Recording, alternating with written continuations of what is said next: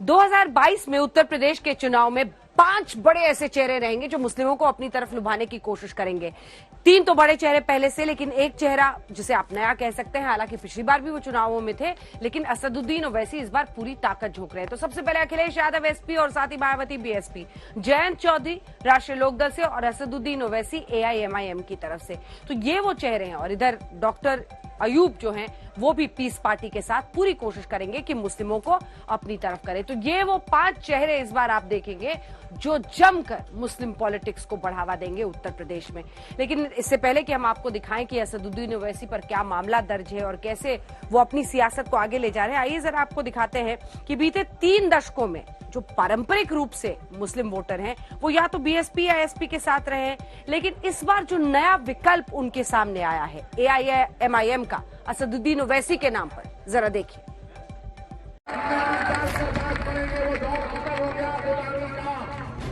वो दौर खत्म हो गया प्यार नहीं निकालने का, वो दौर खत्म हो गया सर को झुकाने का, वो दौर खत्म हो गया कि चप्पल को उनके घर के देवी पर छोड़ चलाने का, चप्पल पहन कर तुम्हारे घर में जाएगा।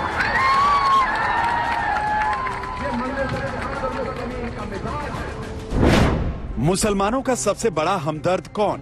पूछिए कभी आप खुद अपने आप से सवाल करिए कि बहुजन समाज हो, कांग्रेस हो, समाजवादी हो, बीजेपी हो, क्या इनके मन से लफ्ज़ मुसलमान निकलता है? कभी आपने सुना इनके मन से मुसलमान का लफ्ज़ सुनते हुए? क्यों नहीं बोलते मुसलमान? क्यों नहीं बोलते मुसलमान का नाम क्यों नहीं लेते? क्या भारत के 14% आबादी भारत के अव्वल दर्जे की शहरी नहीं है कि तुम अपनी जबान का हमारा नाम लेने से कतरा? 100 सीटों पर ओवैसी का दांव सेट। और बुजुर्गों, मैं इस बात का इकरार करता हूं कि 2014 से जब से मुल्क में बीजेपी की हुकूमत बनी, जब से नरेंद्र मोदी की हुकूमत बनी, उस वक्त से ये पूरी कोशिश की जा रही है कि भारत का ये जो सेकुलरिज्म है, भारत की जो खूबसूरती है भाईचारे की, उसको तब्दील करके उसको हिंदुत्व राष्ट्र में तब्दील किया जाए। क्या हिंदू राष्ट्र के नाम पर ओवैसी काम पर? उस वक्त दिल्ली में यह खबर चल रही थी कि शायद योगी को हटाया जाएगा, तो योगी ने गर्मी पैदा करने के लिए अपने ऑफिसर से कहा कि तोड़ दो मस्जिद को, बाराबंकी की जो 100 साल पुरानी मस्जिद थी। इसने आवाज उठाई उसके। क्या मस्जिद पर ओवैसी ने भड़काया? बाराबंकी के एक इमामबाड़े में ओवैसी ने अपने चिरपरिचित अंदाज में 2022 का मजहबी एजेंडा सेट कर दिया। अब कई पार्टियां ओवैसी के डायलॉग पर सियासी गुड़ा भाग करने में जुट गईं। 3 दिन के दौरे पर ओवैसी पूर्वांचल में सियासी जमीन तैयार करने पहुंचे थे। शुरुआत राम की नगरी से की और अंत बाराबंकी में। मजलिस इत्तेहादुल मुस्लिमीन सिर्फ आने वाले 2022 के विधानसभा के लिए तैयारी नहीं कर रही है, बल्कि मजलिस इत्तेहादुल मुस्लिमीन इंशाअल्लाह ताला उत्तर प्रदेश की सरजमीन पर सुबह क़यामत तक मजलिस इत्तेहादुल मुस्लिमीन आबाद और शादाब रहेगी और हम चले जाएंगे। यूपी का सियासी तापमान नापने के चक्कर में ओवैसी कानूनी पचड़े में फंस गए। बीजेपी विधायक ने ओवैसी पर केस दर्ज करवाया है। आरोप यह है कि ओवैसी ने सिर्फ महामारी कानून का उल्लंघन नहीं किया, बल्कि पीएम मोदी और मुख्यमंत्री योगी के खिलाफ लोगों को भड़का रहे हैं।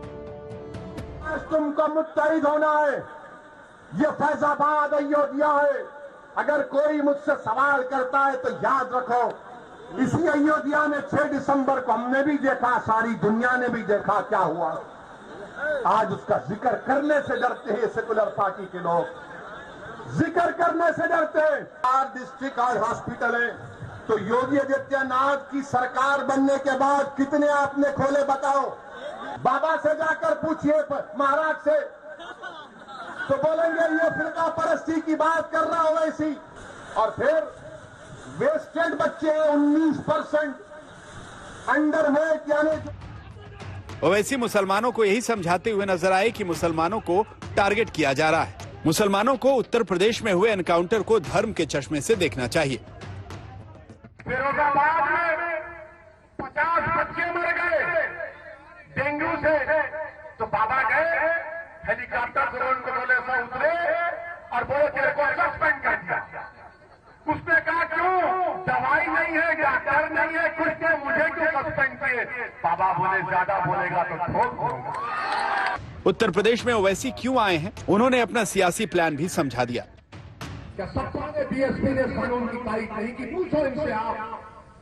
आज तुमको दिन ओवैसी बुरा नजर आता है, यकीनन मैं कोई अच्छा किसान नहीं हूं, मुझ में बहुत है, अल्लाह जानता है मुझ में क्या है, मगर इतना तो आयत नहीं है मुझ में, इतना तो गंदा नहीं हूं कि वक्त के हुक्मरानों के सामने खड़े होकर सच्चाई को बयान करना ये मेरे। यही उदाहरण देकर ओवैसी ने मुसलमान युवाओं को नेता बनने की नसीहत दी। कहा एसपी हो या बीएसपी, कोई ऐसा सगा नहीं जिसने मुसलमानों को सेकुलरिज्म के नाम पर ठगा नहीं। ओवैसी ने मुसलमानों को नसीहत दी कि अब वक्त आर पार की लड़ाई का है। तुम अपने आप को कमजोर समझते हो। जब एक चिड़िया अपने चुप्त में पानी लेकर आग पर डालती है, और अगर अल्लाह राजी होगा तो इंशाअल्लाह ताला ये जालिमों के दरबार, इनके चिराग, इनकी आग सब बुझ जाएगी इंशाअल्लाह।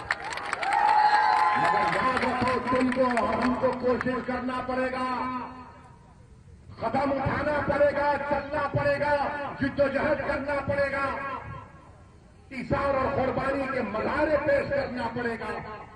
अपने खरीद दर को आने मत दीजिए। उत्तर प्रदेश चुनाव में ओवैसी की एंट्री से ध्रुवीकरण का माहौल बनना शुरू हो गया, यानी आने वाले दिनों में अब हिंदू मुसलमान का सियासी एजेंडा तैयार है। ओवैसी जिस लाइन पर सियासी बैटिंग कर रहे हैं, उससे नुकसान एसपी बीएसपी को होगा, क्योंकि यूपी में मुस्लिम मतदाताओं के बीच अखिलेश की अच्छी पैठ मानी जाती है। वहीं बीएसपी में भले ही कोई बड़ा मुस्लिम चेहरा न हो, लेकिन पार्टी मुस्लिम वोटों की दूसरी दावेदार कही जा सकती है। ये पूरा तय है कि 2022 के चुनाव होते होते सांप्रदायिकता अपने चरम पर भी दिखाई देगी।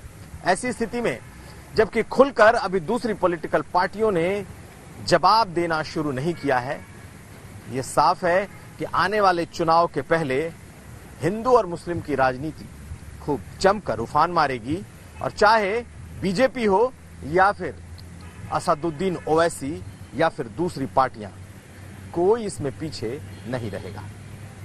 कुमार अभिषेक, लखनऊ, आज तक।